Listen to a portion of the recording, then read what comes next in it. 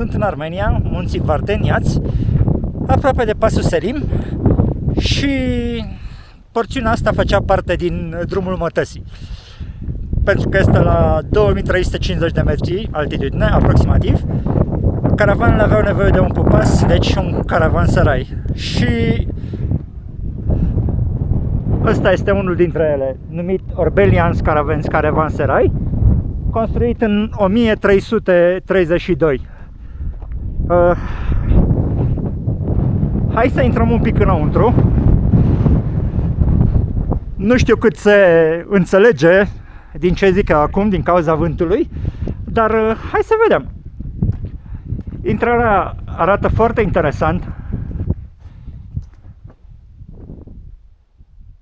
și să vedem dacă merge camera suficient de bine pentru a vedea ce este înăuntru. Nu știu.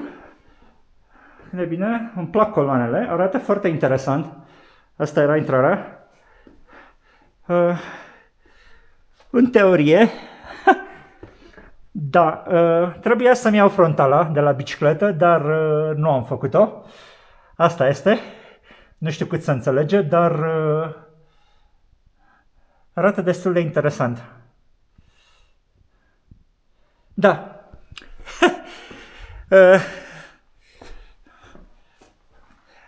Habar n-am ce să zic. Este interesant. Habar n-aveam că porțiunea asta de drum făcea parte din drumul Mătăsii. Se pare că făcea parte din drumul Mătăsii. Și acum o mică panoramă din jur, nu știu dacă se înțelege mare lucru. Și o să opresc camera deasupra descrierii în engleză.